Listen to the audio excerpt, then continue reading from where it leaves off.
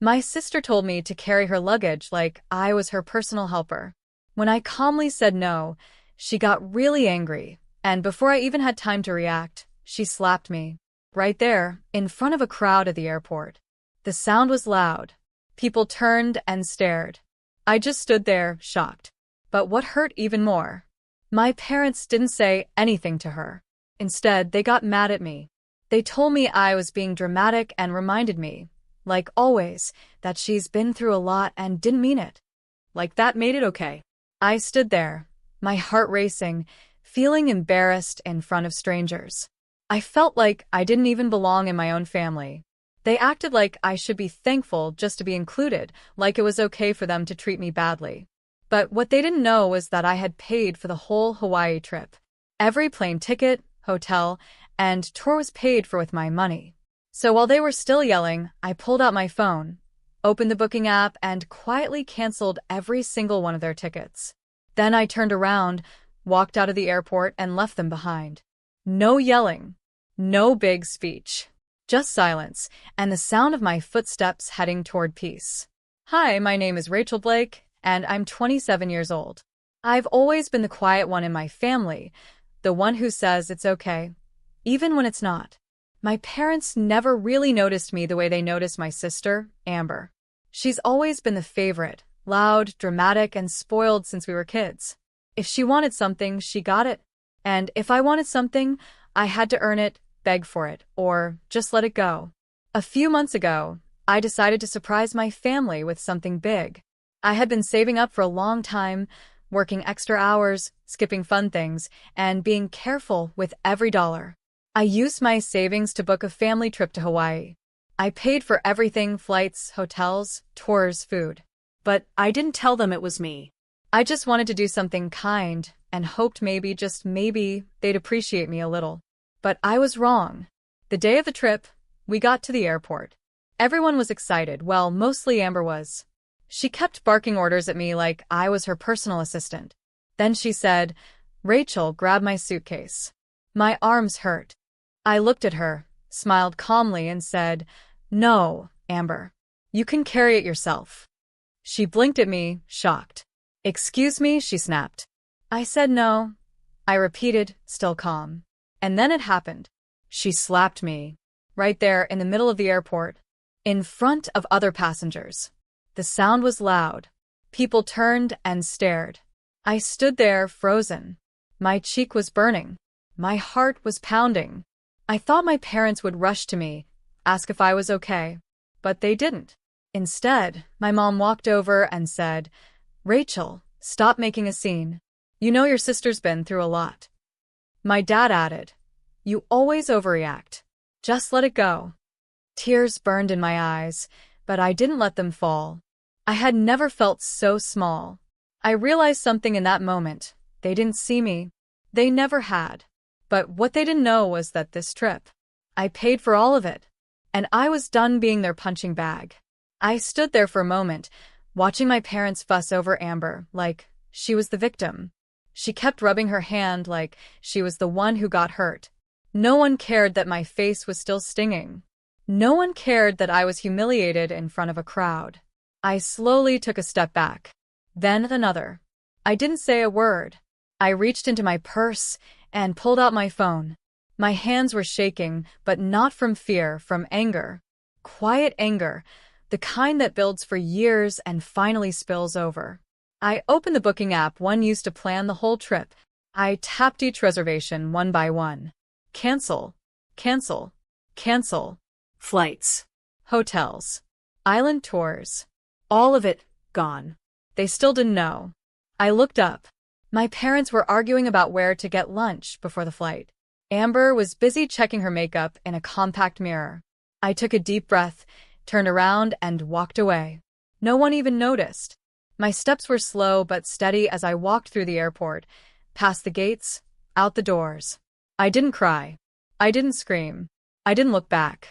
Just silence, and the sound of my own footsteps heading towards something I hadn't felt in a long time: peace. Outside, I called a ride. Not to go home, but to a different terminal. While canceling their trip, I had booked my own flight to Maui, a quieter part of Hawaii. a peaceful place I had always wanted to visit but never had the chance. This time, the trip was just for me. As I sat in the car on the way to my gate, my phone started buzzing. Calls from Mom, then Dad, then Amber. I didn't answer. I blocked all three of them. For the first time ever, I chose myself. The flight to Maui was quiet, peaceful. No drama, no shouting, no walking on eggshells. Just the hum of the plane and the soft voice of the flight attendant offering snacks. I looked out the window as we flew over the ocean. The sun was setting, and the clouds looked like pink cotton candy. For the first time in years, I actually felt free. When I landed, I picked up my small suitcase, the only one I had planned for myself, and headed outside.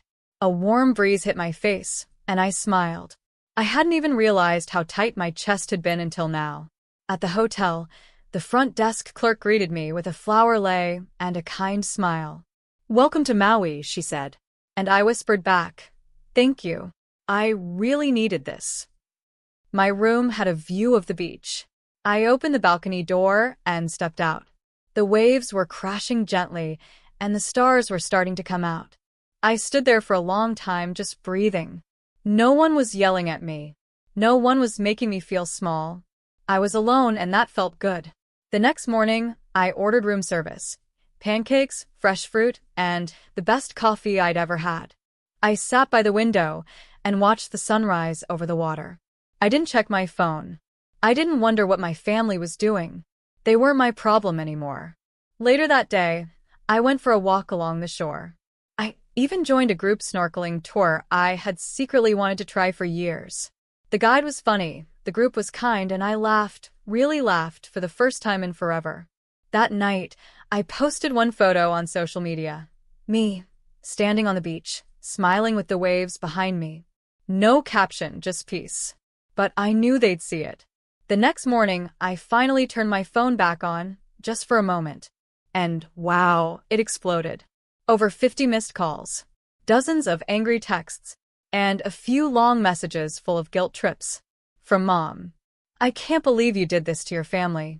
We're stranded at the airport. How could you be so selfish?" From Dad. "Grow up, Rachel. This isn't how we solve problems in a family." From Amber. "You are dead to me.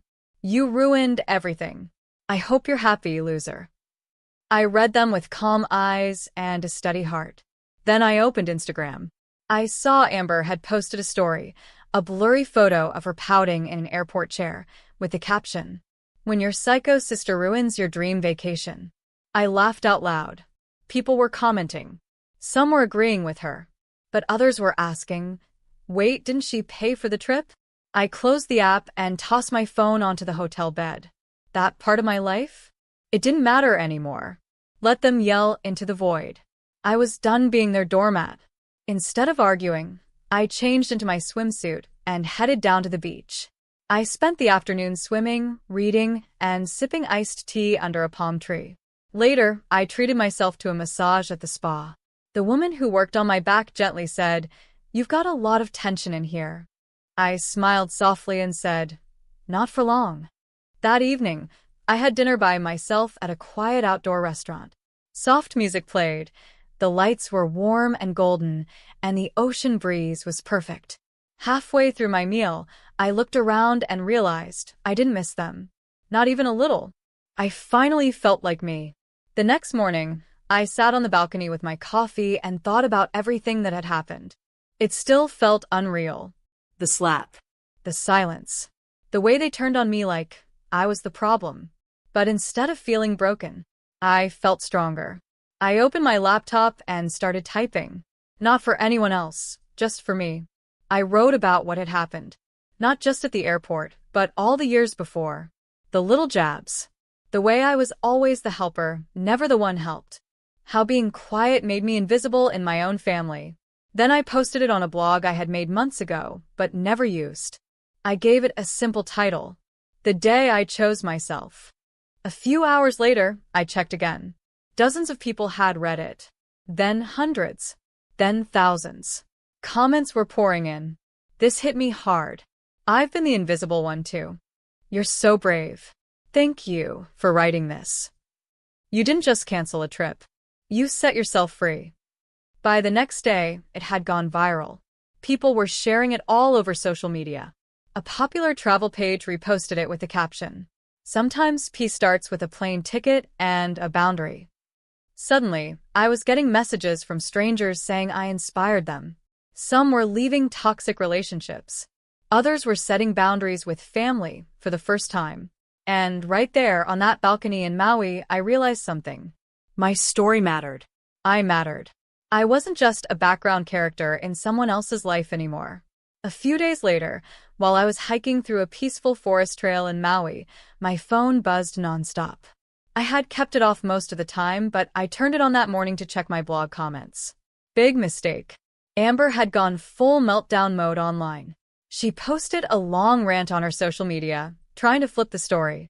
My sister abandoned us at the airport and made us look like fools. She's lying about everything. She's jealous of me. Always has been. She even added a fake screenshot of a flight ticket she claimed she paid for, except it had the wrong date and misspelled her own last name. People weren't buying it. Under her post, the comments were brutal. "Girl, just say you got cut off. Your sister paid for the trip and you slapped her? No sympathy here. This is why boundaries are necessary." Her attempt to embarrass me backfired. I found out later that she even tried to rebook the Hawaii trip behind my back, using my name. She thought she could still access the family credit card that had my name on it because I once let her use it for emergencies only. But I had already canceled the card, closed every shared account, locked down everything.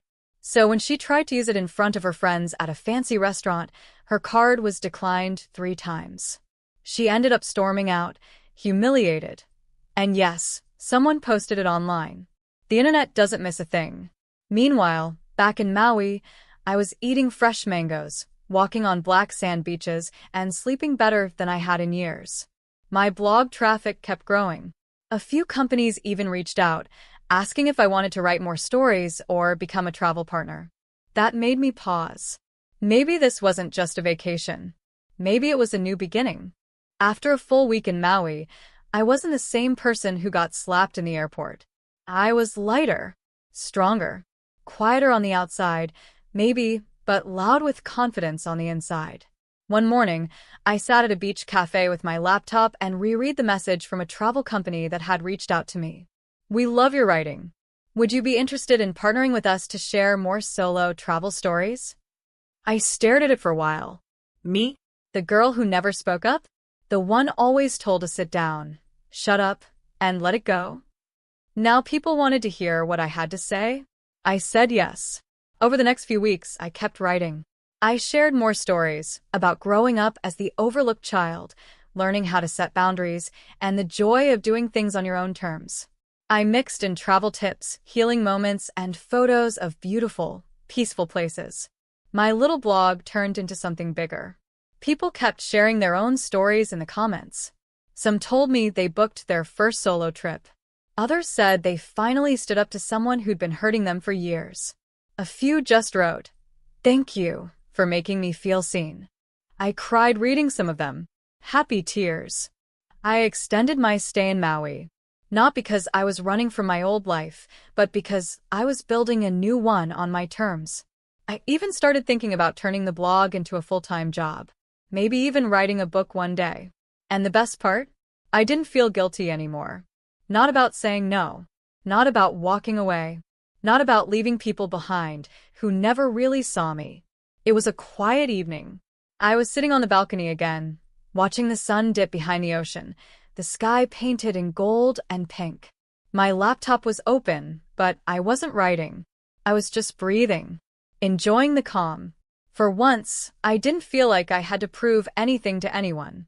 That's when the message came in. Not from a stranger. Not from a brand. Not from my parents or Amber. They were still blocked. It was from Josh. Josh was a friend from college, one of the few people who had always been kind to me. Back then, we used to talk a lot. We lost touch after graduation, mostly because I got caught up in trying to hold my family together. His message said, "Rachel, I read your blog. I don't even know what to say. I'm proud of you. And I wish I'd told you years ago, You've always deserved better than what you got. My heart skipped. He continued, if you're still in Hawaii, I'd love to catch up sometime. Or just talk. No pressure. Just someone who's in your corner. I stared at the message for a long time. This was different. No guilt. No expectations. Just support. Respect. I smiled and replied, hi, Josh. I'm still here, and I'd love to talk. For the first time in a long time, I felt something new. Something gentle. Something I hadn't felt in years. Hope.